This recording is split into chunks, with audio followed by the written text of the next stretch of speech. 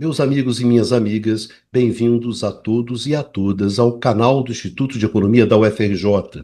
Eu sou Ronaldo Bicalho e esse é o Conversas sobre o Mundo Contemporâneo, uma mesa redonda que discute as questões mais relevantes que estão acontecendo no mundo hoje. Nesse programa de número 110, o último programa do ano, nós vamos fazer com vocês um balanço sobre aquilo que de mais importante aconteceu em 2025. Aquilo que pode representar alguns elementos estruturantes, alguns elementos importantes que podem atravessar esse ano e entrar nos próximos anos. Então, esse é o balanço de 2025 feito pela sua mesa redonda predileta, que é o Conversa sobre o Mundo Contemporâneo. Para esse grande balanço, nós estamos aqui reunidos com os nossos parceiros de sempre, Luiz Carlos Delorme Prado, o nosso valoroso decano. E aí, Prado, pronto para fazer aquele balanço, pagar aquela DR sobre o que foi 2025? Claro, Bicalho, é um ano pesado, um ano duro, né, muita coisa acontecendo no mundo. Vamos lá, final do ano, né, é época de pensar um pouquinho sobre o ano que está acabando. Ainda não acabou, mas está acabando. Tá certo, valeu, Prado. Vamos lá para o último programa do ano. Pois bem, Eduardo Bachan, grande Bachanzinho. E aí, mais uma vez, fechando aqui, né? Essa é a nossa sexta temporada, né? Se eu não me engano, desde 2020, nossa sexta temporada, último programa do ano, um grande balanço sobre aquilo que rolou, aquilo que marcou 2025. E aí, Bachan, pronto para fazer o seu balanço? Pronto, e como você falou, né, usando o termo que você usou, haja DR para 2025. Haja DR para 2025. Numa Mazati, nosso grande parceiro aqui, com seu olhar peculiar sobre o mundo e sobre a Europa. E aí, Numa, como é que vai ser esse balanço sobre 2025? Vamos lá, né? Vamos tentar, identificar as principais novas tendências, confirmações de tendências que apareceram esse ano.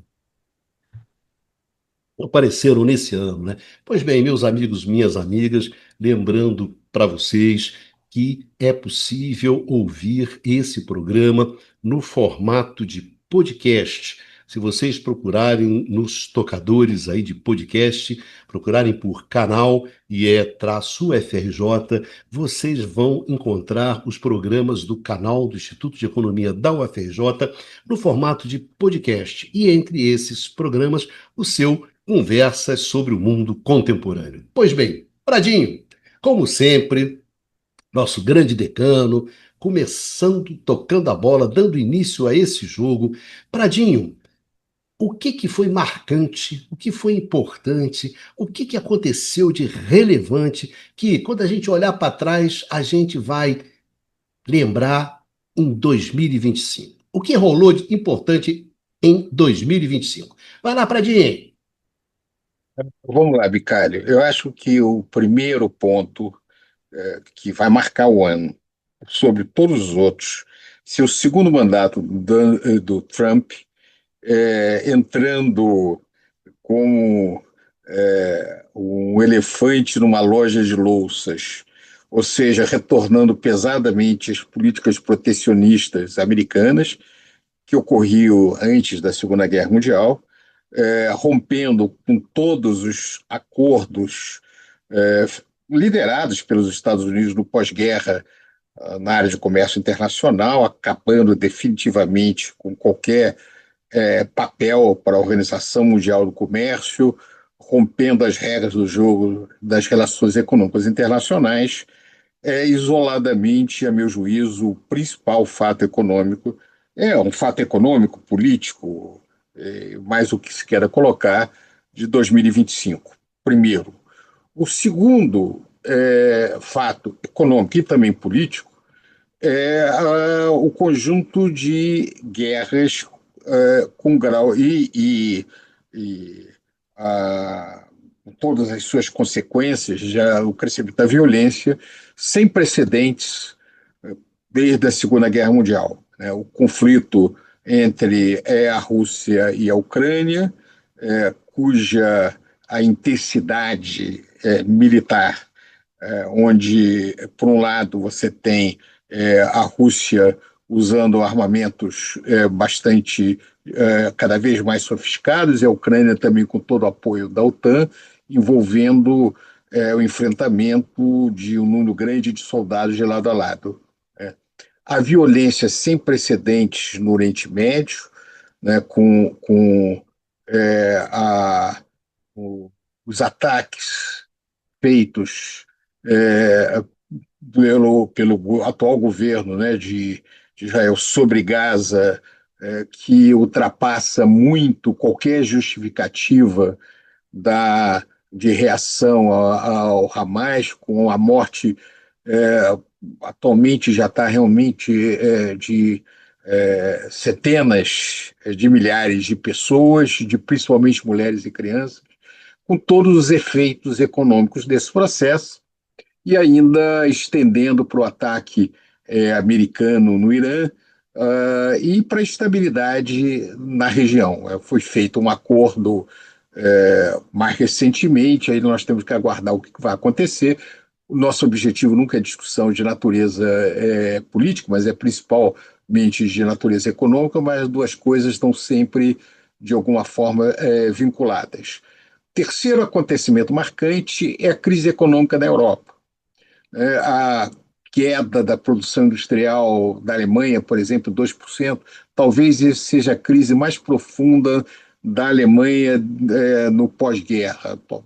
E parte causada pelos altos custos de energia, a concorrência com a China, né, um dos setores mais dinâmicos da economia alemã, que é a produção automobilística, encontra agora na China um pesado concorrente na área de automóveis elétricos, né? E isso é um desafio que vai se colocar aí para frente. Um quarto ponto notável é o avanço disruptivo tecnológico, com a expansão das chamadas Big Techs, a expansão do comércio pela internet, o comércio eletrônico atingiu cerca de 25% do varejo global. O crescimento do papel das moedas digitais, o avanço da inteligência artificial, todas as transformações tecnológicas, né? O próprio Google está sofrendo uma pesada concorrência da inteligência artificial como substituindo os mecanismos de busca. Ah, um outro elemento fundamental para a gente entender esse período também é a crise da mudança climática, né? E a economia sustentável, o papel também americano nisso, né? Ao recuar nesse cenário, ainda levando em conta as questões da guerra, a sucessão dessas coisas levam, com a crise energética na Europa, né, no caso, levam a uma situação onde a questão climática se coloca como um grande desafio. Nós tivemos agora recentemente um encontro importante no Brasil, mas isso é uma das questões que se apresenta. E uma coisa que perpassa todo esse cenário também é o crescimento, expansão e articulação internacional da extrema-direita, que se apresenta de maneira diferente em diversos locais, e em especial agora com a liderança, com a posição dos Estados Unidos, né, com o governo atual americano, liderando alguns desses comportamentos mais duros ou apoiando da extrema-direita, quer seja na Argentina, no Brasil, né, com as retaliações que ocorreram, apesar da negociação que o governo brasileiro fez, e agora, mais recentemente, com a ameaça de ataque militar dos Estados Unidos, com os ataques militares no Caribe, né, contra barcos pretensamente carregando drogas, a gente não sabe exatamente, mas ameaças de ataque na Venezuela. Então, em síntese, é um ano de grande instabilidade econômica e de grande instabilidade política. Depois da pandemia, se esperava algum mecanismo de retomada, mas o ano que passou, apesar de a crise de saúde ter sido, de certa maneira, ultrapassada, de certa maneira, acabou a pandemia, mas a economia global ainda está profundamente afetada, com a taxa de crescimento econômico que é inferior ao período pré-pandemia, para um conjunto de acontecimentos que ocorreram depois da pandemia nesses últimos anos, em especial agora em 2025. Acho que é isso para começar e seguimos adiante. Obrigado, Prado. Numa, o que de mais importante aconteceu em 2025? Quando a gente olha para 2025, quando você olha para 2025, o que que você acha assim que mais relevante aconteceu em 2025? Não é uma pergunta fácil, né? Acho que o Luiz Carlos já apontou algumas das grandes tendências, que, como a gente já falou, ou apareceram, se confirmaram, né, durante o ano, né? Então, eu acho que, bom, uma presença permanente ao longo desse ano, obviamente, foi a atuação, às vezes, errática do Trump, né? Foi o nosso, nos acompanhou, ao longo do ano, e eu acho que, assim, fica cada vez mais claro, até por conta, né, justamente dessa atuação do Trump e dos Estados Unidos, né, por derivação, né, que há uma polarização, né, do mundo em dois grandes polos, né, que vão ser representados liderado um pelos Estados Unidos e o outro pela China, mas que quando a gente fala de polo, que eles são meio, vamos dizer, muito à frente dos países que às vezes podem ser associados a eles. Isso significa o quê? Que dentro do campo, entre aspas, ocidental, liderado pelos Estados Unidos, os Estados Unidos, e isso foi deixado muito explícito pelo Trump, exercem uma liderança absolutamente total. O Trump fez questão, inclusive, de humilhar em várias oportunidades seus aliados, por exemplo, europeus, deixando bem claro a falta de autonomia que eles têm, né? E isso não só, obviamente, do ponto de vista geopolítico, mas também em termos econômicos, isso ficou muito claro, né? Nessa questão das negociações das tarifas, né?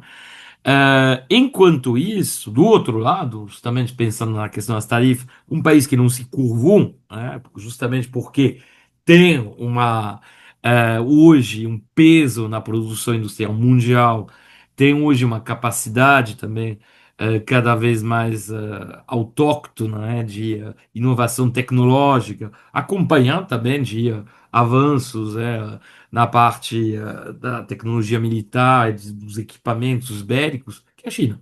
Tá? Só que, ao mesmo tempo, o que a gente vê é que a China parece lá de novo. Não é que lidera exatamente uma coalizão, porque as tentativas de pensar os BRICS, por exemplo, um BRICS mais, né, como algo coeso, é complicado. Tá? A gente, pela enorme heterogeneidade dos países em questão, não faz tanto sentido, pelo menos por enquanto, né, pensar esse grupo como atuando de forma, vamos dizer, articulada, tá? O que tem é a China. É a China que tem essa capacidade, que está muito acima dos outros países em termos de peso, que seriam os países do sul global, né, já que esse termo se popularizou, né? Tem a China e tem os outros. A China tem sua estratégia, aí pode dar assim alguma satisfação participar desses fóruns, né? Justamente países emergentes, mas a China tem sua própria agenda, tem seus próprios objetivos e, mais do que isso, ela tem a sua própria capacidade, tá?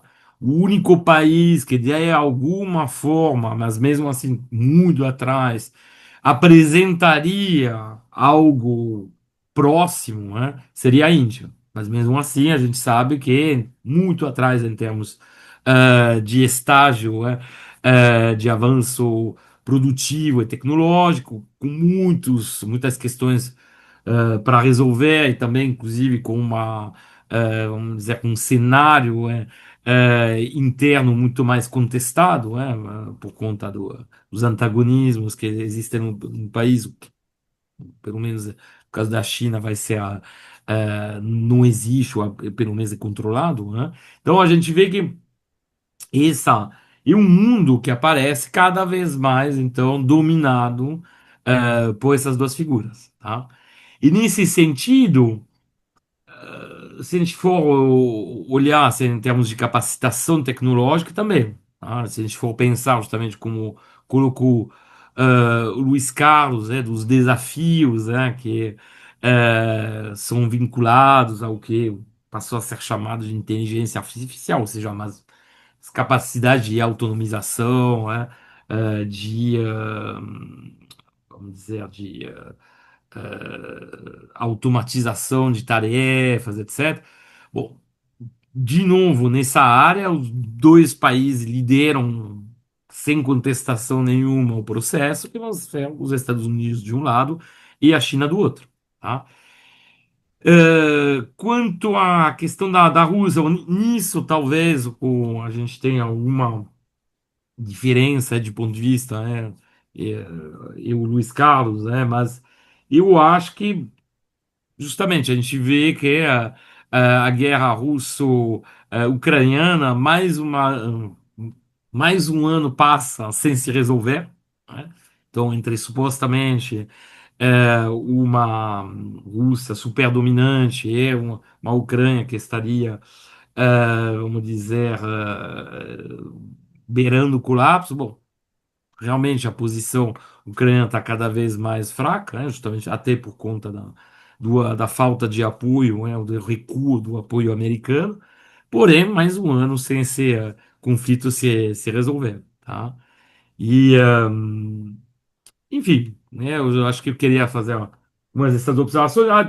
Contar uma anedota também, não uma anedota, mas um elemento que é interessante que a gente conversou, que foi um elemento observado por nosso colega Franklin Serrano, comparando o estágio, assim, as questões de tecnologia espacial, tá? Teve recentemente, no caso da China,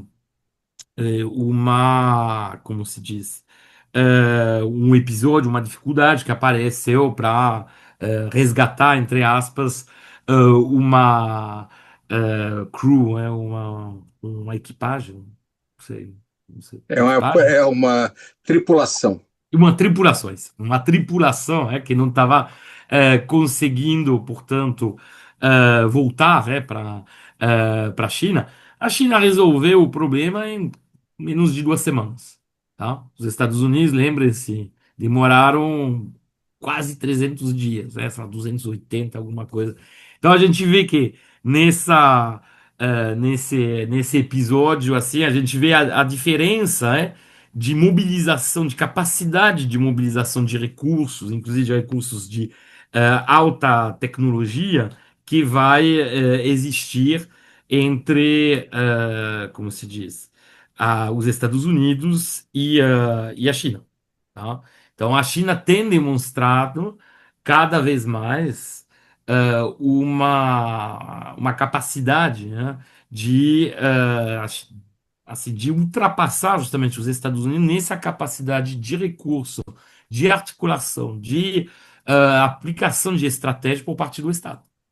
E as tentativas do Trump, por enquanto, apesar de toda a retórica, essa na prática não parece ser tão bem sucedida, tá? E aí, só para acabar com esse episódio, comparando essas capacidades, vamos dizer, tecnológica e aeroespacial, teve o episódio recente, 3 dias atrás, em Baikonur, né, onde, sei lá, um erro parece um erro humano, na prática, a base de lançamento foi, toda a base foi destruída, porque erraram, houve um erro, não fecharam umas comportas assim, bom, ou seja, que mostra o grau de degradação absoluta, né, no qual se encontra esse complexo, vamos dizer, aeroespacial russo no dia de hoje, porque bom, parece que vai demorar um tempo, falando até de 1 ou 2 anos para recuperar a capacidade de lançar. Então a gente vê a diferença, como hoje está ficando cada vez mais claro, há umas hierarquias que se estabelecem, como de fato, se a gente for pensar, em capacidade de mobilização de recursos, capacidade tecnológica, em influência de forma geral, né, sobre a economia mundial, cada vez mais, de fato, a China está oferecendo, assim, tá se tornando um polo, assim, comparável, né, aos Estados Unidos. Valeu, Numa. Bastancinho, e você? Como é que você está vendo esse mundo em 2025? Picalho, eu acho que a palavra, do meu ponto de vista, melhor define o ano de 2025 é tenso. Ah, foi um ano tenso. E isso está, claro, como colocado pelos colegas, diretamente associado à volta do Donald Trump à presidência nos Estados Unidos, né? Ele retoma agendas políticas que ele já tinha colocado em prática, no seu primeiro mandato, mas ele, na verdade, radicaliza essas políticas, né, e as anuncia igualmente de maneira truculenta, né? Então, esse seria um primeiro aspecto, né, a destacar. Isso vai atingir uma série de países, ainda que de maneira distinta, né, dependendo da pressão que foi colocada, tá? E foi um elemento desestabilizador na economia mundial. Até porque, na realidade, houve idas e vindas, né? Quer dizer, ele anunciou tarifas para alguns países, depois recuou, para outros, depois ele dobrou a aposta, intensificou a pressão, né? Então, esse é um primeiro ponto, né, que tem que ser destacado. Mas eu diria que, além disso, né, quer dizer, para além disso, eu observo uma crise de identidade, né, dos dois principais representantes, né, do chamado Bloco Ocidental, né, que são os Estados Unidos e seu sócio minoritário, a Europa. E uma crise de identidade que também vai resvalar ou levar a uma crise de modelo econômico, em alguns casos. Quando eu falo de crise de identidade nos Estados Unidos, quer dizer, os Estados Unidos sempre se venderam, né, como a principal, a grande democracia, a maior democracia do mundo, né, o líder do mundo livre. Tá? E o país que tentava exportar esse modelo para o resto do mundo, em oposição ao que seriam, né, teoricamente, regimes de tendências autoritárias, não democráticas, como, por exemplo, se falava do regime do Putin, né, na China, não, desculpa, na Rússia e também da China, né, e do papel do Partido Comunista chinês. Só que, na realidade, internamente, os Estados Unidos têm recuado nesse modelo, né? Sob vários aspectos, né? Perseguição às universidades, perseguição a opositores, intensificação é, também, vou dizer, perseguição a imigrantes, né? Inclusive com táticas um pouco aterrorizadoras, né? Então, quer dizer, há um recuo da democracia nos Estados Unidos. Tá? Então, se os Estados Unidos sempre se venderam como a maior democracia do mundo, a democracia recua nos Estados Unidos, ou utilizando, tá, um termo do Boaventura de Souza Santos, vai se tornando uma democracia de baixa densidade. Tá? que acho que é um termo feliz que ele é, utilizou. Mas, para além disso, quer dizer, em termos desse modelo, né, não se restringe só, digamos, ao regime político, mas também no que seria, grosso modo, uma agenda econômica. E justamente a agenda econômica, a agenda neoliberal dos anos 90 que tinham os Estados Unidos numa posição triunfante depois da sua vitória na Guerra Fria. Tá? Isso vai ser encarnado muito pelo governo do Bill Clinton. Tá? E justamente a ideia de exportar para o resto do mundo. Tá? E o que acontece nessa movimentação do Trump é uma morte desse projeto neoliberal dos 90, tá? Que teve suas idas e vindas, mas nunca tinha sido verdadeiramente abandonado. Isso vai se manifestar, né, no ponto de vista de restrições, né, a duas liberdades, né? Um seria a liberdade comercial, do ponto de vista da política protecionista, tá? que, que ele vem empreendendo. Tá? E a gente sabe nos anos 90 que a criação da Organização Mundial do Comércio, a aposta no multilateralismo, foi um traço, né, do que estava se pretendendo naquele momento, né, o que é claramente um recuo nesse sentido. E outro ponto, que do ponto de vista de uma perspectiva, vamos dizer assim, liberal, na verdade, nunca se levou tão à frente, que seria a livre mobilidade de pessoas. Né? Mas a posição dos Estados Unidos anti-imigração, de perseguição, expulsão de imigrantes ilegais, possivelmente legais também, né? Há alguns relatos, né, de situações inusitadas, tá? Digamos, radicaliza uma visão, como eu poderia dizer, contrária, né? Ou restritiva em relação à livre mobilidade de pessoas. Então, o que vai, na realidade, sobrar disso vai ser só a livre mobilidade de capitais, né? Que essa não é questionada, né? E é fator de desestabilização em várias economias, né? Na verdade, em particular das economias em desenvolvimento. Tá? Então, quer dizer, há essa crise de identidade e de modelo nos Estados Unidos. No caso da Europa, né, que é o sócio menor, a situação da Europa agora me faz lembrar um filme do Woody Allen, não é dos melhores dele, do começo do final dos anos 90 do século passado, do comecinho desse século, que eram dois irmãos meio desajustados, né, que o pai tinha ido embora, mas a mãe, né, o irmão da mãe, o tio, era muito rico. Então ele quebrava todos os galhos, né? Ele sempre dava dinheiro para casa e sempre resolvia, né, os perrengues, né, que os sobrinhos arrumavam. E foi assim por anos, né?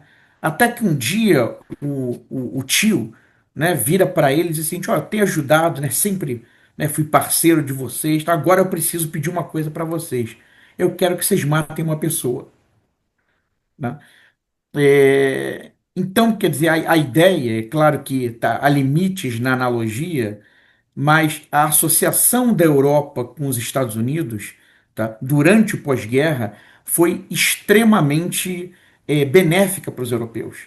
Tá? E o tipo de estratégia que os Estados Unidos adotaram em relação à Europa, né, foi de reconstrução e de patrocínio do projeto de unificação europeu. Tá?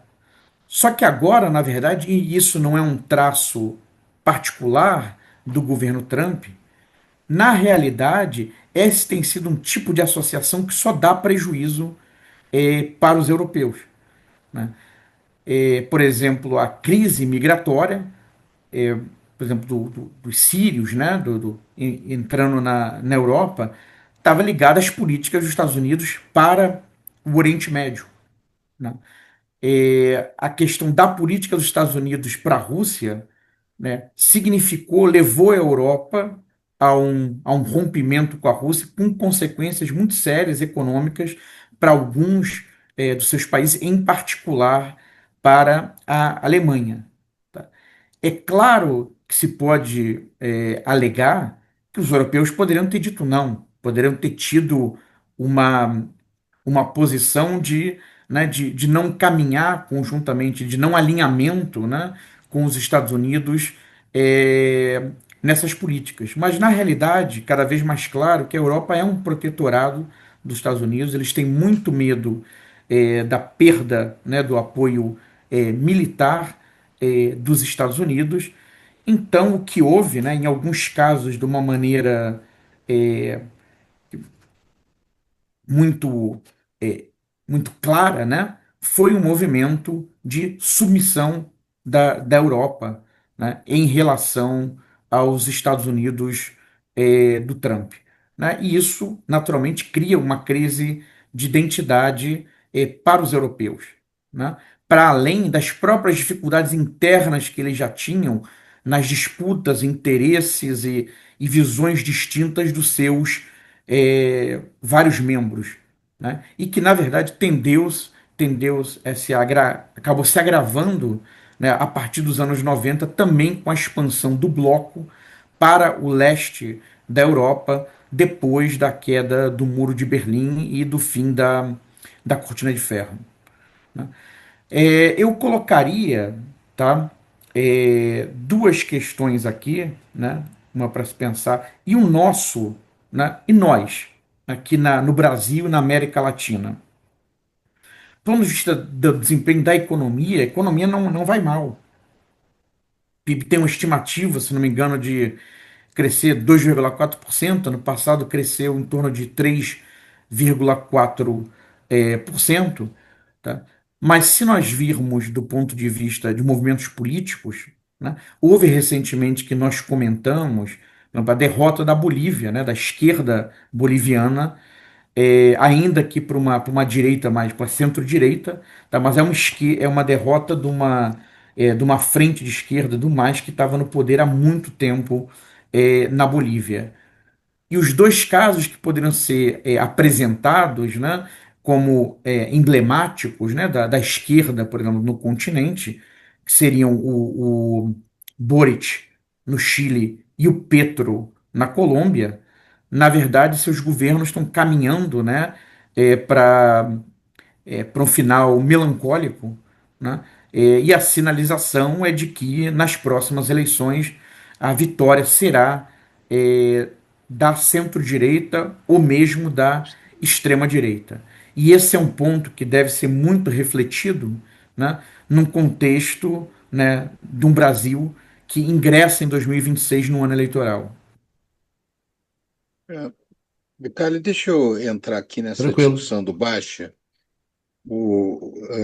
Baixa, só dois pontos que eu queria chamar a atenção. Você está falando da questão democrática. Primeiro, eu acho que uma grande diferença do mundo contemporâneo é que as disputas atuais não têm mais a ver com as grandes disputas ideológicas que você teve no período da Guerra Fria. Não tem mais um modelo bolchevique, comunista, um socialismo de Estado contra o capitalismo. Você tem versões diferentes do capitalismo, mais reguladas, menos reguladas, e, portanto, as disputas são disputas que têm características mais disputas hegemônicas de natureza geopolítica tradicional, como você tinha no período entre guerras. E lembre-se que a questão da Europa acusando não europeus de serem bárbaros, sejam asiáticos ou africanos, como forma de justificar o imperialismo, os Estados Unidos também se colocando como responsáveis por impedir que a desordem da América Central e do Caribe invada e contamine a pureza do Estado dos Estados Unidos. Isso são temas que precedem a guerra, são temas antigos dentro disso, né? O que nós estamos vendo é um ressurgimento, eu venho insistindo muito desses tempos, nessa situação, de questões que no passado tinham uma roupagem e que agora adquire outra roupagem, né? A entrada da extrema-direita na disputa, no cenário, é muito importante. A questão democrática me parece uma questão importante hoje, e é importante não apenas porque o país de maior crescimento, que é a China, realmente tem questões, tem determinadas limitações com a democracia, mas os baluartes da democracia também estão crescentemente menos democráticos. Pegar o caso do Reino Unido, da Inglaterra, né, que tinha uma longa tradição de democracia, né? Eu sempre me lembro a tradição que tinha de crítica, por mais violenta que seja, ao governo inglês, lá atrás. Você subia no banquinho, no Hyde Park, e falava o que você quisesse sem problema nenhum. Atualmente, as comunidades acadêmicas têm uma legislação de 2023 que limita protestos estudantis. Primeiro, na questão do Oriente Médio, depois das questões ligadas à guerra também, aos conflitos no leste. Aí depois você vai ampliando isso, o conceito, o uso do espantalho do terrorismo para justificar qualquer coisa, você começa a considerar terrorismo qualquer movimento político que eu não aprecio, que eu não gosto. E transformar adversários de ideia em inimigos, que são coisas diferentes. Quer dizer, o princípio básico da democracia é que a discordância faz parte da regra do jogo. Eu não concordo com nada que você fala, velho ditado do iluminismo, mas defendo até a morte o seu direito de dizê-lo. A crise da democracia tem um componente interessante de natureza tecnológica. Eu estava vendo antes um programa um, muito interessante, discussão sobre empatia, de um neurocientista que falava o seguinte aspecto, né? Nós temos uma série de marcadores que impede que no contato pessoal haja uma subida de tom muito grande. Quer dizer, há um certo componente em qualquer discussão, quando você está presencial, que limita o tratamento mais duro. As redes não têm essa inibição, nós não temos essas inibições no que se refere à rede. A rede polarizou de tal maneira as relações humanas que as manipulações que se faziam nas massas, que antecedem essa tecnologia, a extensão do nazifascismo manipulando massas, usando cinema, rádio, outras coisas, é muito anterior. Mas isso foi amplificado nesse cenário atual. Por essa razão, as relações entre economia, tecnologia, democracia e política, elas estão ficando cada vez mais complexas. Eu acho que isso tem sido uma das características no século XXI.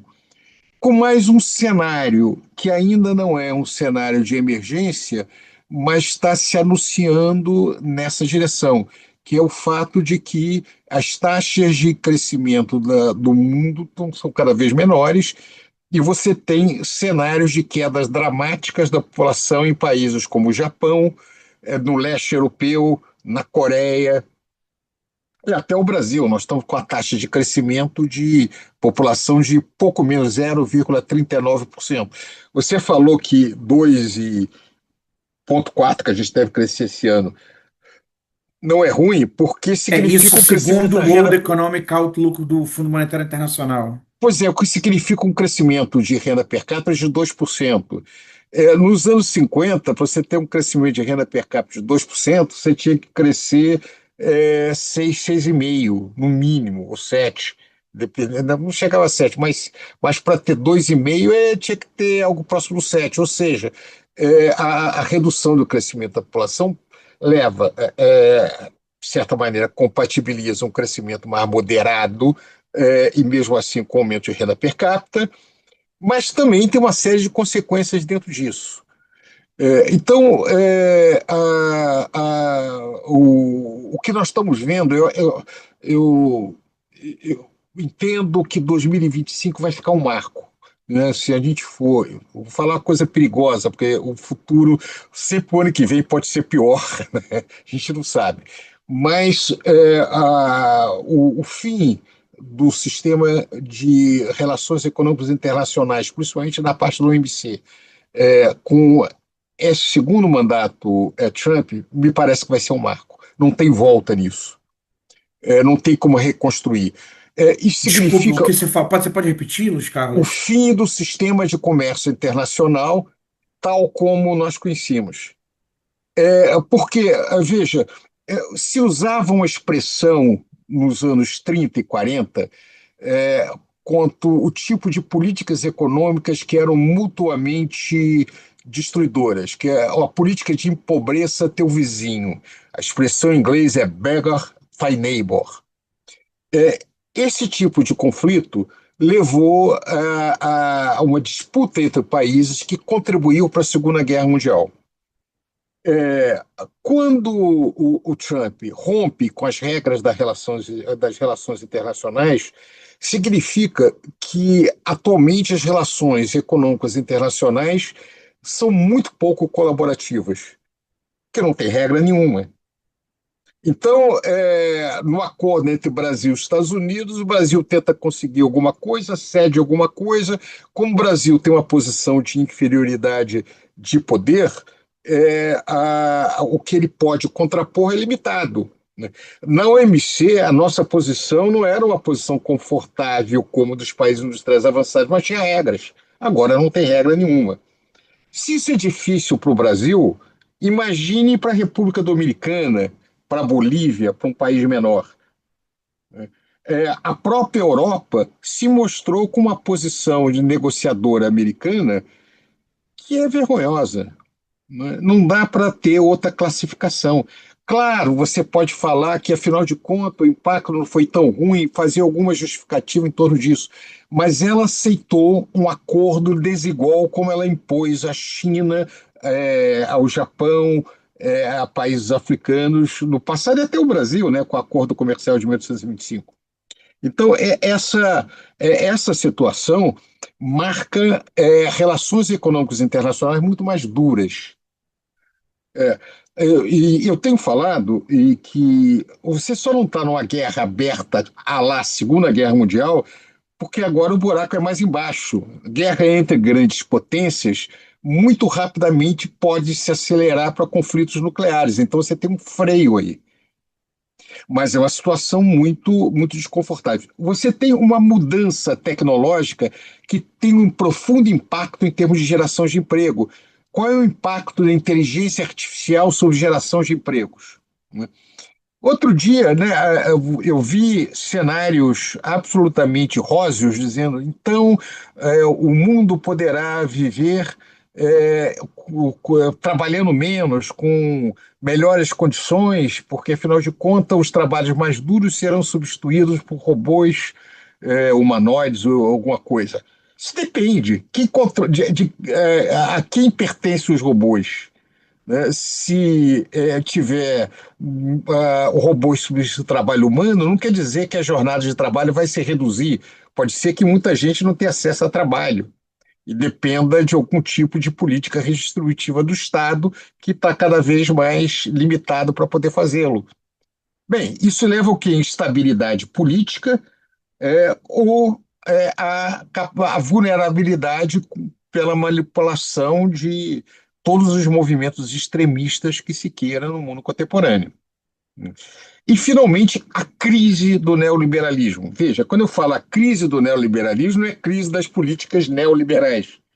Só que elas entram num contexto, porque o neoliberalismo entrava num contexto em que você tinha a presença da democracia, da construção de uma certa ordem econômica internacional, de colaboração, etc. Mas é o uso de políticas neoliberais a partir de estados onde o argumento é que a liberdade e a democracia colidem, né, entendido liberdade como liberdade econômica, e onde, de alguma maneira, você quer restringir ou, no mínimo, manipular as pessoas para que elas abandonem as preocupações com a economia, para que permita o grau de exploração que esse cenário tecnológico atualmente indica.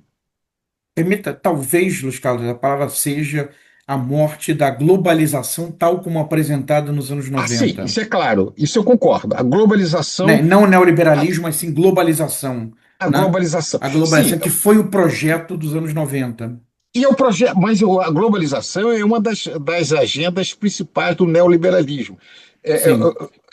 o que eu quero é separar o neoliberalismo como movimento das políticas neoliberais. Quer dizer, nas políticas de redução de direitos, porque antes você tinha uma justificativa. O que o neoliberalismo prometia é a aceleração do crescimento. Isso não ocorreu. Essas novas políticas agora não prometem mais nada. O Trump não promete mais isso. De certa maneira, o discurso é nós contra eles, nós vamos mobilizar porque os outros são os nossos inimigos. Você deixou de ter um discurso de construção de um modelo mais inclusivo, ou algum tipo de discurso social. O discurso que nós temos que eliminar o nosso inimigo para que nós possamos viver melhor. É um jogo de soma negativa, para usar a expressão de teoria dos jogos. Toda a visão do mundo pós-guerra, do liberalismo, é que as relações econômicas internacionais são um jogo de soma positiva. Nas interações, todo mundo sai melhor. A visão atual é que nas interações das relações econômicas internacionais, alguém ganha e alguém perde. E se todo mundo vai perder, é melhor que o outro perca mais do que eu. Isso é um cenário de conflito crescente. Eu não sei se eu estou sendo pessimista demais, né? Um perigo da idade é você ficar excessivamente pessimista, mas quando eu busco razões para estar um pouco mais otimista, mas as razões têm sido poucas. O Brasil, de certa maneira, tem uma certa exceção, que apesar da imensa dificuldade, nós tivemos algumas vitórias interessantes, né? Em nome da democracia e várias outras coisas. Mas o mundo está numa trajetória muito perigosa em 2025. Eu, Micalho, fazer umas breves observações em relação em relação à fala do Luiz Carlos. É, Você tem toda a razão quando você fala que hoje em dia, né, quer dizer, depois da fim da Guerra Fria, não há dois modelos que se opõem, né, não há o confronto de modelos como havia em termos do capitalismo e do comunismo. E sem dúvida, né, esse tipo de disputa, né, desapareceu. E aí isso leva a outras A China não questões. quer converter ninguém, né? Quer fazer negócio. Sim, leva, quer dizer, até o fracasso do É. comunismo, na verdade, leva uma morte da utopia, né? Ou das Pá, utopias, que tem outras consequências. Mas a despeito, né, de serem versões diferentes do capitalismo, né, a apresentação dos Estados Unidos nos anos 90, nos anos 2000, depois do fim da Guerra Fria, né, no que tange as suas ações no tabuleiro internacional, eram feitas a partir de alegações de um processo civilizatório, né? Então, mas isso é século XIX também, não é? sim, mas a Esse- intervenção, por exemplo, a guerra do Iraque, a intervenção é vamos levar a democracia, né? Vamos expulsar o ditador, né? Quer dizer, então esse tipo de elemento estava presente, esse projeto civilizatório ou vendido como civilizatório fazia parte, continuava a fazer parte da retórica norte-americana do ponto de vista da sua política externa. Então eu queria chamar atenção só para esse ponto. E um outro ponto, né, quer dizer, que em algum momento você evocou, né, quando falou da ascensão da extrema-direita, eu observo que existem dois movimentos contraditórios, né? Quer dizer, que em função da ascensão da extrema-direita, há a liberação da palavra, né? Na verdade, a liberação da palavra do ponto de vista da liberação de discursos de ódio, né? A naturalização de discursos xenófobos, homofóbicos, misóginos, né? E também uma naturalização do uso de simbologia nazista e fascista, tá? Então, há de um lado essa liberalização da palavra, mas de uma maneira nefasta, né? E por outro, há também uma interdição da palavra, curiosamente, uma interdição do debate, que vai se manifestar, claro, que nos Estados Unidos agora do Trump, de uma maneira muito forte, né? Quando, por exemplo, perseguição a quem participou daqueles protestos em Colômbia, né? E por aí vai. Mas o caso que se relatou lá do Reino Unido é um caso de limitação, né, de interdição do debate, de interdição da palavra. O que a Alemanha fez quando começou a guerra na Ucrânia, né, em relação à Rússia, também entra. Você conhece melhor o caso, Luiz Carlos, do que foi feito, mas houve ali, quer dizer, você se manifestar, alguém se manifestar, um cidadão comum se manifestar, relativizar a posição da Rússia, né, enquanto vilão na invasão da Ucrânia, ou dentro daquele imbróglio, isso traria consequências para o cidadão alemão ou estrangeiro morando lá que fizesse esse tipo de manifestação. E isso é interdição da palavra, interdição do debate, né? Então, essas duas forças, né, contraditórias, acho que são dois elementos também da complexidade do mundo contemporâneo. Eu queria só que você complementasse, Luiz Carlos, que você se lembra melhor dessa questão Não, do que isso é aconteceu na Alemanha. interessante. O que eu queria chamar a atenção para você é para a complexidade desse debate. Quer dizer, por um lado, você não tem a dúvida que a Rússia invadiu um território que, queira ou não, era um outro país por acordo, e anexou esses territórios ao seu, à Federação Não, Russa. tudo bem, desculpa eu lhe interromper, mas eu É. não estou defendendo a posição Não, ucraniana, não, que do não, ponto não de é vista isso, do não. direito Eu tô internacional, descrevendo o fato. do direito internacional é indefensável, né? É, Mas eu tô descrevendo o fato. É, isso se deu num contexto em que o fato de que a Ucrânia, quando ficou independente, tinha uma constituição onde ela deveria ser para sempre neutra, como foi a Constituição da Áustria e da Finlândia no imediato pós-guerra.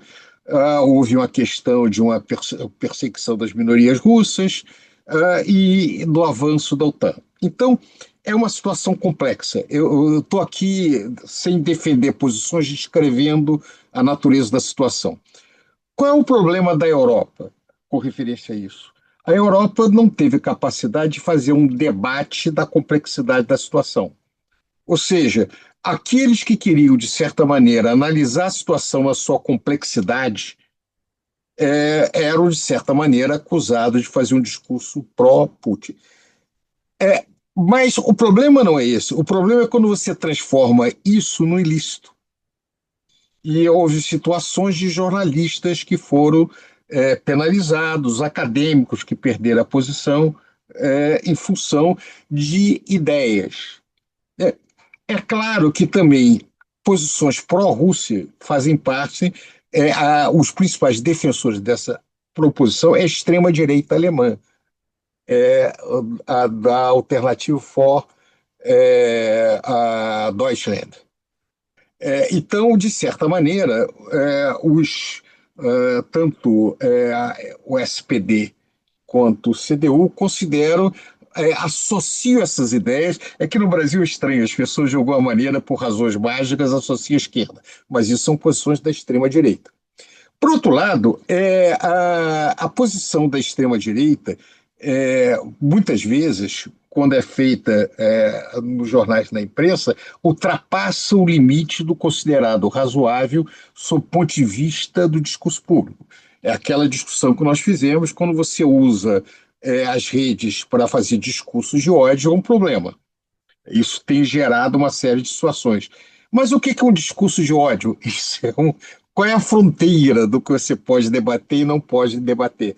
Essa é a grande complexidade do mundo atual. Você tem que reprimir o discurso de ódio, mas tem que deixar a liberdade para divergência.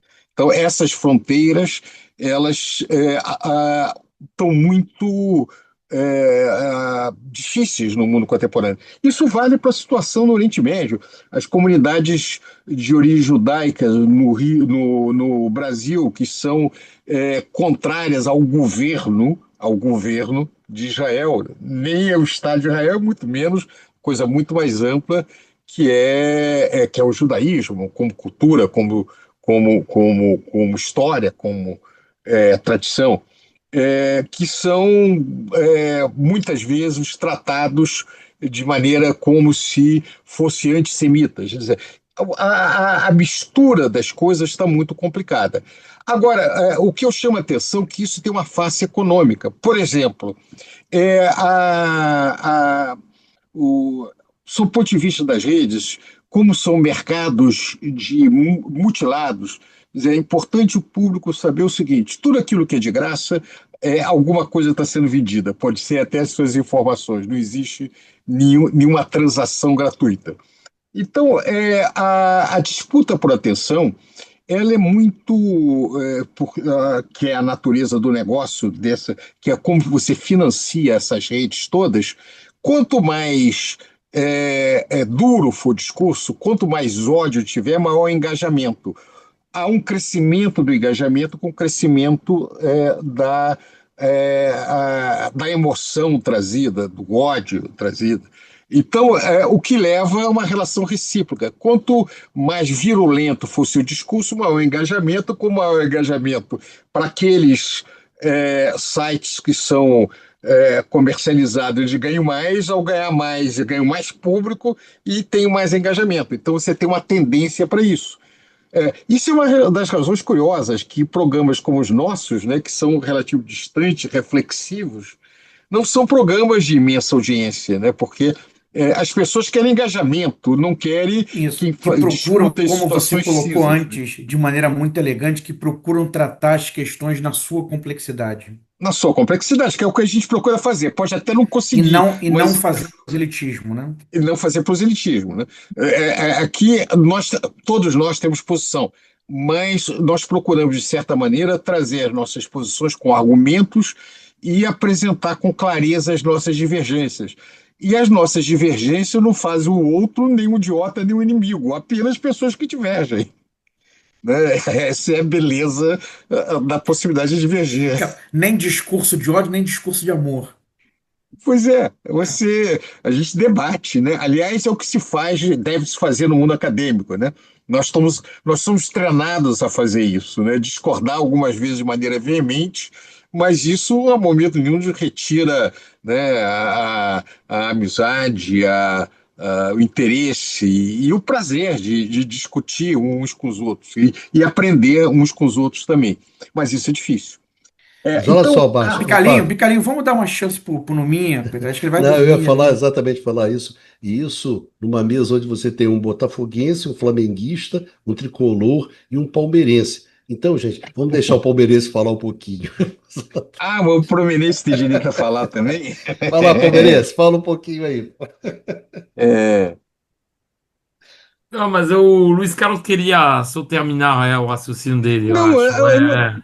não tem nada. A única coisa que eu estou dizendo é o seguinte: ódio virou negócio, porque com o crescimento da importância desses mercados digitais, eles são monetizados e isso é um negócio crescente.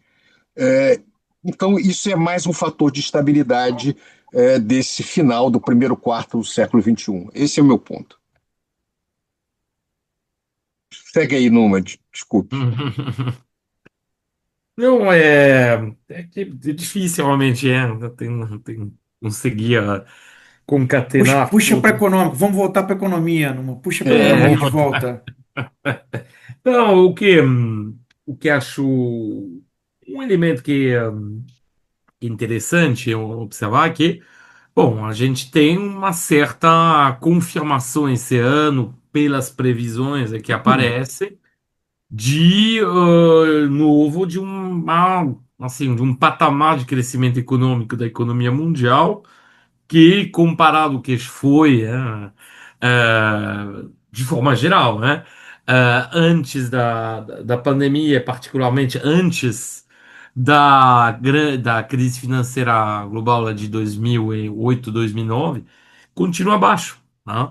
A gente vê, bom, mesmo a China crescendo, obviamente, acima, de muitos países da periferia, e particularmente acima dos países ocidentais, a China, a previsão de crescimento da China é por volta de 5%, né, nesse ano, tá?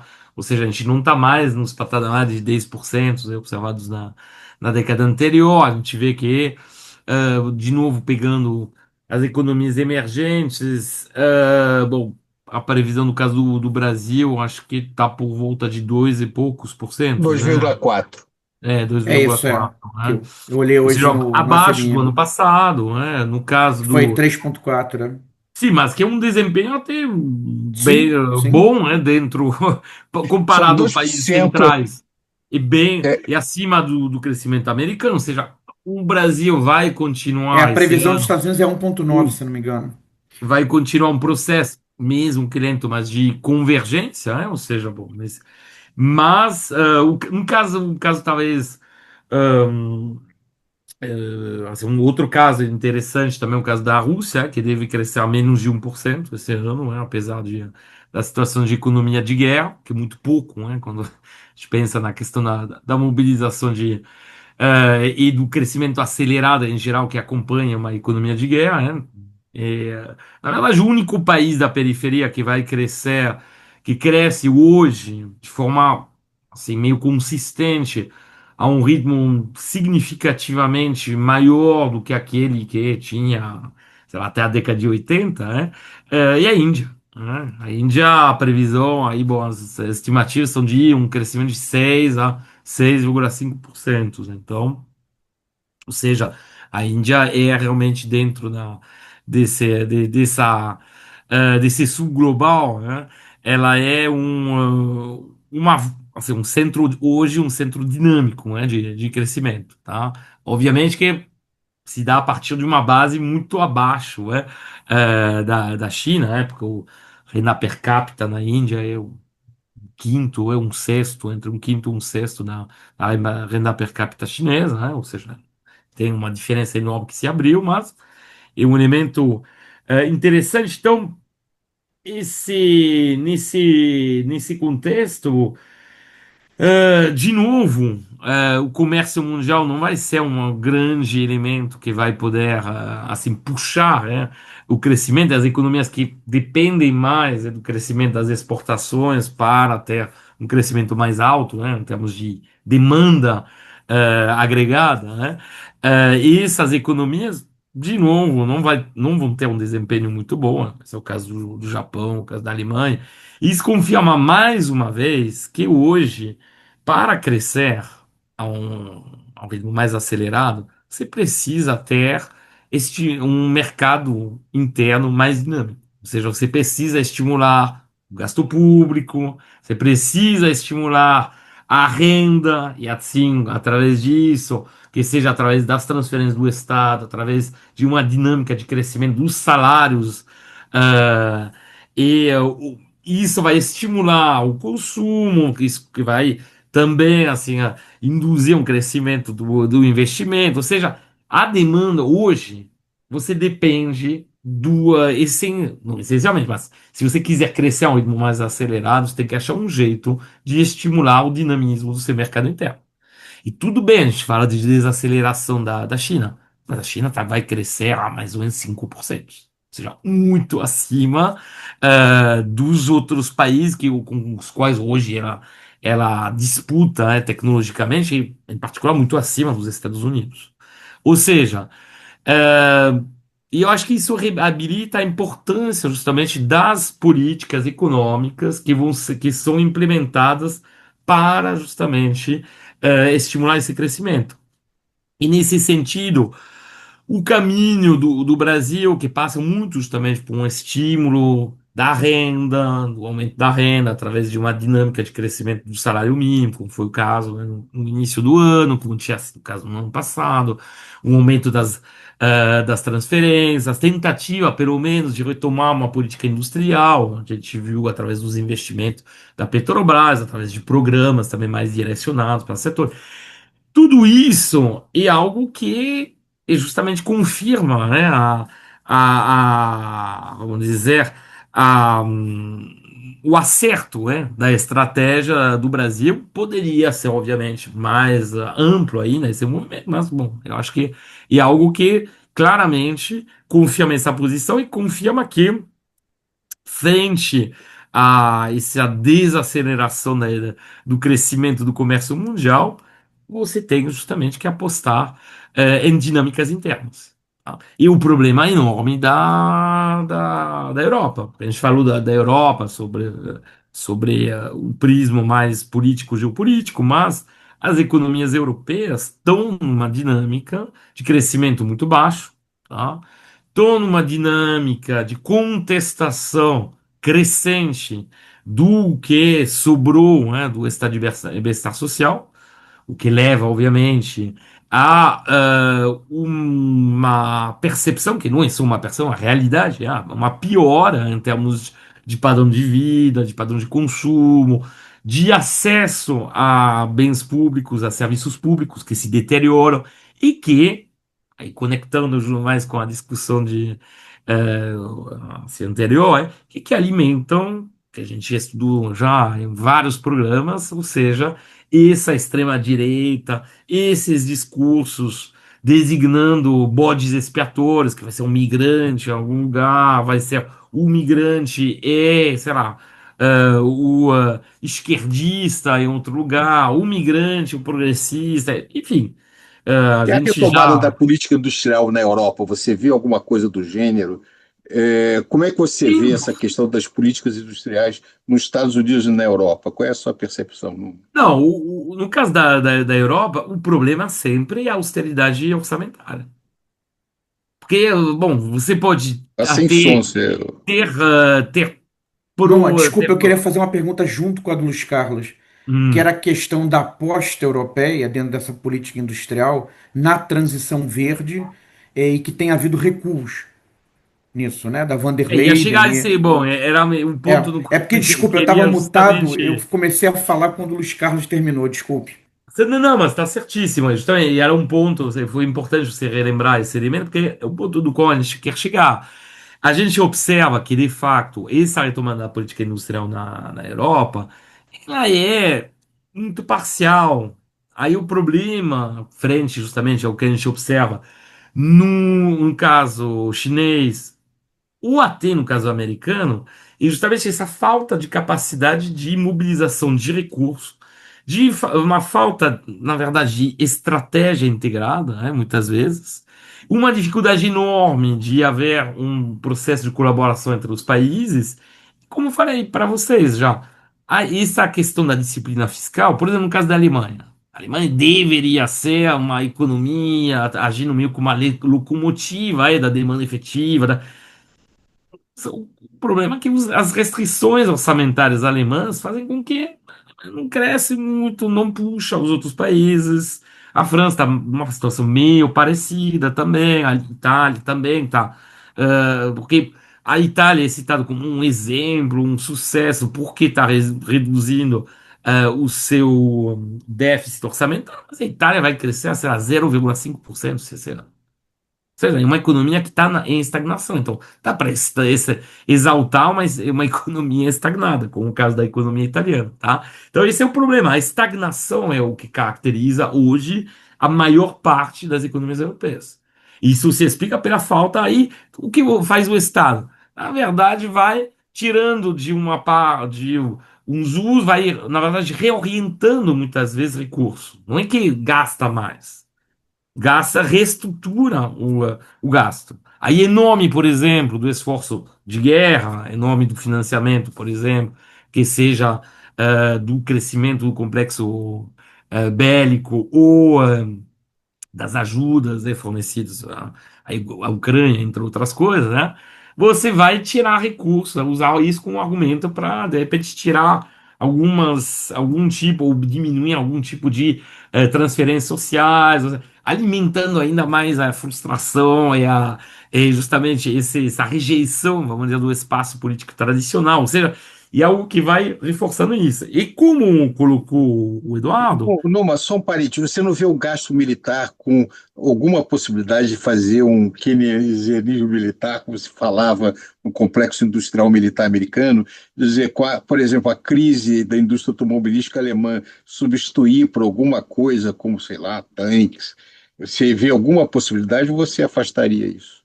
não sei, eu não, é difícil fazer previsões. O que a gente vê por enquanto é que não está acontecendo, assim, esse movimento está meio lento. A gente vê um aumento da capacidade produtiva, por exemplo, nos países, é limitado.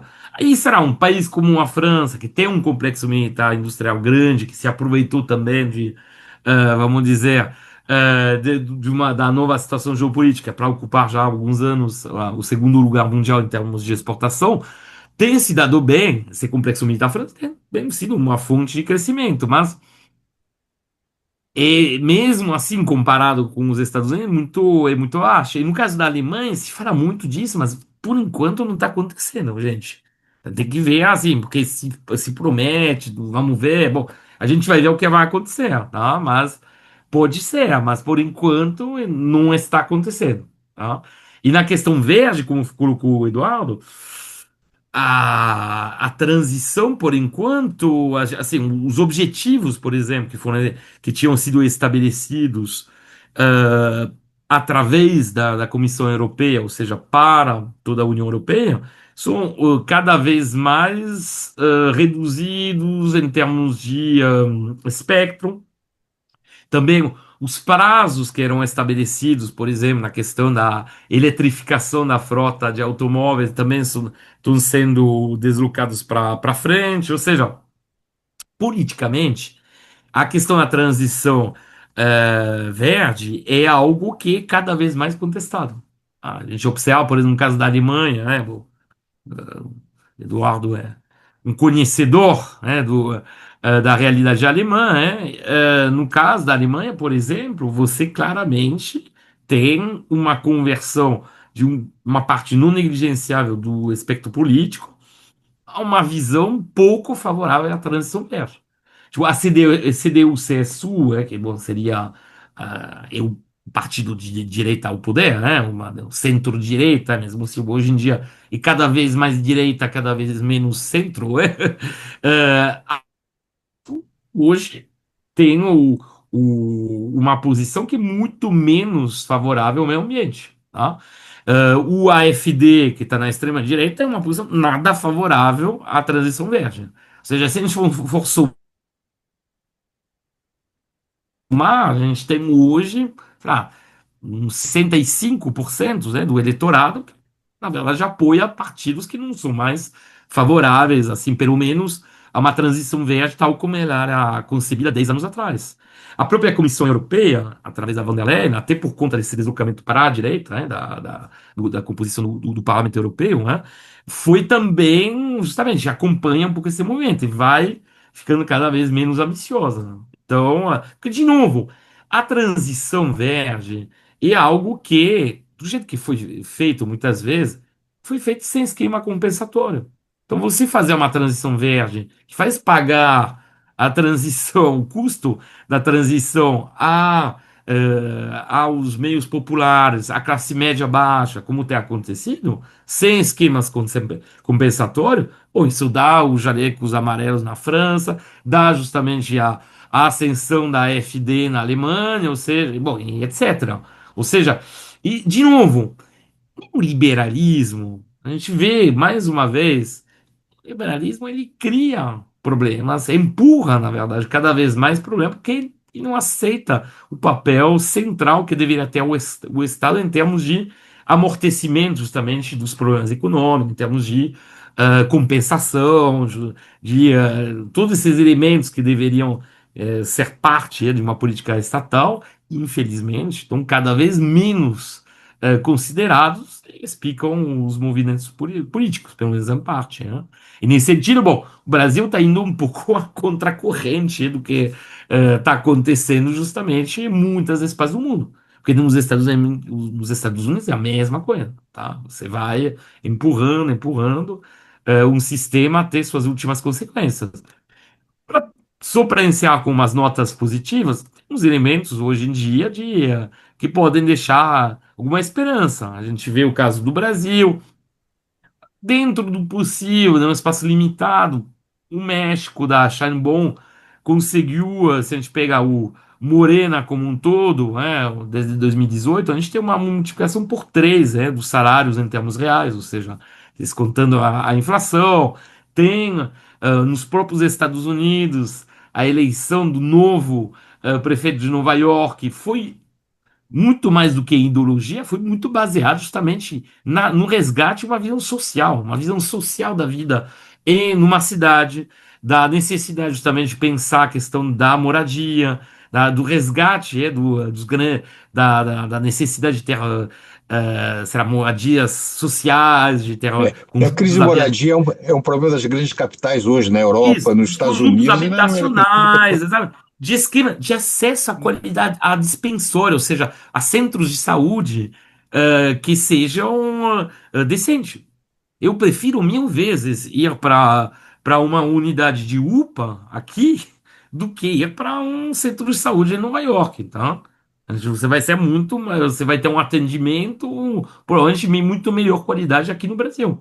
Porque o SUS é um trunfo bom, que nem os governos assim anteriores conseguiram tirar, né? E que infelizmente, bom, agora está voltando a ser objeto de investimento, de atenção, mas é algo que é muito idiosincrático, é muito único, né? Quando a gente compara justamente isso. E aí a gente observa, se você essa demanda por serviço social, por esquemas de transferência, é algo que um qual espero, né, que os partidos progressistas, partidos de esquerda, vão voltar a estimular, tá? Porque é uma temática fundamental. Tem que retomar, tem que ter essa pauta com a pauta fundamental. As brigas ideológicas em si têm sua importância, mas também tem que voltar a questões, vamos dizer, mais materiais, né? E nesse sentido, bom, eu acho que o Lula entendeu muito bem a necessidade de ser materialista também, né? É isso. Senhores, eu acho que nós já temos aqui uma hora de programa, já podemos aqui ir encaminhando o final. Então, eu vou pedir para cada um de vocês apresentarem suas últimas palavras, se despedirem do nosso valoroso público até o ano que vem.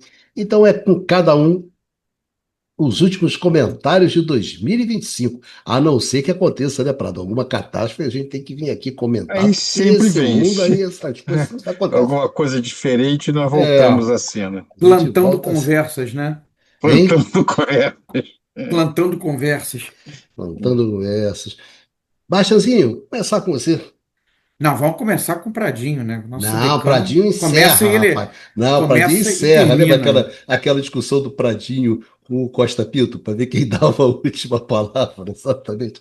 Então, é mais ou menos assim. Começa você, Baixazinho. Vai lá. Tenha coragem. Eu não, Coragem. Coragem-se. eu não pensei em nada, não sei se eu vou muito além do Feliz Natal. Ótimo, né? Entendeu? Quer coisa melhor do que isso? Quer coisa melhor do que isso? Tá Não, certo. houve. Só vou comentar então, só um pequeno adendo, né? E em concordância com o que o Numa falou, uma história de um país que não. Uma pequena história que tá dentro da mesma lógica que o Numa relatou, né? E muito pouco conhecido, muito pouco. Não, é muito conhecido, mas muito pouco falado, né? Pela sua. Não tem tanto peso econômico, os Países Baixos, né? A extrema-direita conseguiu uma grande vitória, né? Não nessas eleições, mas na anterior, tá? Não tem tanto tempo. Acho que foi no ano passado mesmo, né? Sim. Ou 2023, tá? E esse grande resultado, né, da extrema-direita nos Países Baixos foi alavancado por uma insatisfação dos fazendeiros, né, locais com políticas da União Europeia associadas à transição verde, né? Então, quer dizer, isso teve um impacto direto, né, no resultado eleitoral lá, tá? Dentro daquilo que o Numa relembrou dos coletes amarelos, é, e afins, né? Mas, no geral, enfim, tentando ter. Foi em 24, Baixa. No 24, eu sabia, 24 ou 23, tinha a É, impressão, mas eu achava que era 24 mesmo, é, tá? Quase há 2 anos atrás, né? Mas ainda é ano passado. é. Enfim, um ano 2026, né? Há que se reconhecer que será um ano, continuará sendo, será um ano desafiador, como foi o de 2025, né? Nas suas mais diferentes dimensões. Valeu, Baixanzinho. Valeu mesmo. Grande Numa Mazati, seus comentários. Acabei de falar muito, então. Não, eu acho que assim. Como foi colocado lá atrás, lá no início do programa, a gente, pelo Luiz Carlos, tem algumas questões que vão continuar, né? A gente vê que tem umas questões estruturais, como a gente já colocou, né? Essa afirmação chinesa, essa tentativa de, vamos dizer, de contra-ataque americano através do Trump, usando assim um arsenal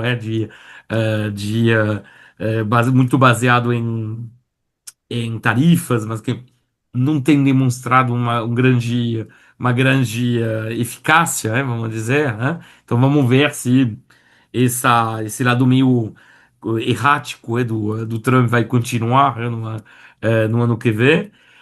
Temos que prestar atenção de fato numas evoluções assim ligadas a justamente a essa dinâmica de crescimento, né, das economias emergentes, onde a gente vê que existe, na verdade, uma heterogeneidade crescente. A gente não tem um movimento geral, né, de crescimento sustentado, do sul global como houve na década de 2000, né? Então, parece que vai continuar justamente uma grande heterogeneidade. E por fim, eu acho que, se tratando até de um ano de eleição, no caso do Brasil, tem que ver justamente o impacto que esses elementos podem ter sobre justamente o caso brasileiro. Mesmo se, como a gente sublinhou, né, hoje do ponto de vista econômico, pelo menos, né? A importância do mercado interno é absolutamente fundamental para você ter um sucesso em termos de crescimento econômico, em termos de mudança estrutural. Numa, valeu, muito obrigado. Tadinho, Ah, recuperando o que eu falei no início, o que que marca esse ano, né? Em primeiro lugar, o peso gigantesco do Trump e todas as suas consequências, com o crescimento do protecionismo, as tensões comerciais e o acirramento da disputa Estados Unidos-China. Segundo, crise industrial europeia, em especial na Alemanha, com todas as suas consequências. Terceiro, a persistência das guerras eternas, dos conflitos geopolíticos, Ucrânia, Gaza, Irã, Venezuela, etc. Questão dos avanços tecnológicos, a questão das grandes empresas tecnológicas, do desafio da expansão da economia digital, e todas as implicações sobre o mercado de trabalho, e, finalmente, as pressões climáticas e a crise da agenda sustentável, né?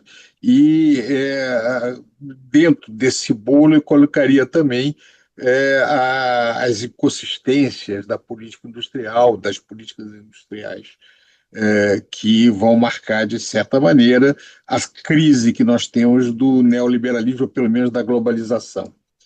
Agora, eu queria terminar esse ano agradecendo também as pessoas que nos estão assistindo aí depois de 6 anos, né? Nós começamos isso daqui de maneira muito pouco pretensiosa, como pegando alguma conversa nossa e botando para o público. Então, a continuidade de ter um público que nos assiste é sempre muito muito prazerosa, inclusive pela forma que nós fazemos, né? Sem a preocupação e a produção de sites que se apresentam de outras formas, etc., mas, de certa maneira, procurando levar as pessoas que nos ouvem uma reflexão um pouco mais equilibrada, como você falou, Baixa, respeitando a complexidade dos fenômenos econômicos e políticos. Então, nós estamos terminando aqui esse ano, porque todos nós vamos tirar umas fériasinhas aí em janeiro, porque ninguém é de ferro, e vamos retornar às nossas atividades depois em novembro. E agora, dezembro, a vida acadêmica é o inferno geral. Nós terminamos os cursos, infinidade de coisas para fazer, defesas de teses intermináveis, trabalhos a serem entregues, coisas a serem preenchidas. Então, o final de ano, a vida da universidade é o suficiente agitada para ser muito difícil nós encontrarmos agenda para mais um programa. Então é isso. E um abraço a todos e agradecer essa longa convivência com esse público que sempre ouve o nosso programa. Valeu, Pradinho. Bom, fazendo do Pradinho, né? Fazendo as palavras do Pradinho, reforçando, eu gostaria também de agradecer muito, mas muito mesmo, aos nossos amigos, né, as nossas amigas que nos acompanham nessa conversa, né, nessas conversas sobre o que acontece no mundo e que também são Tua muito. voz está reduzindo, cara. Dá Ah, uma tá olhada no seu certo. microfone. Não, tudo bem. Deixa eu acertar aqui, tudo certo. Bom, seguindo isso, agradecer aos nossos amigos, às nossas amigas, né, que nos acompanham nesse nossos debates sobre o que acontece no mundo e que também deixam alguns comentários bastante gentis, né? As pessoas são muito gentis com a gente lá nos comentários lá no YouTube sobre o nosso trabalho e desejando a vocês todos, a vocês todas, um bom Natal, uma boa virada de ano, né? Que vocês consigam passar com aqueles que vocês gostam, e a gente vai se encontrar no ano que vem, né, em 2026, aqui nas nossas conversas, nas nossas A discussões, sétima temporada, né?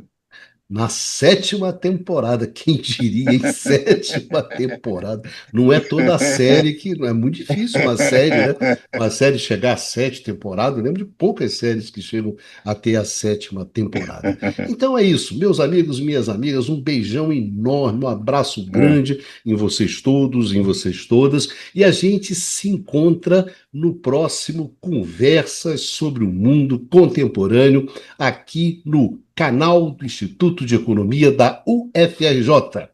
Vida que segue e se cuidem.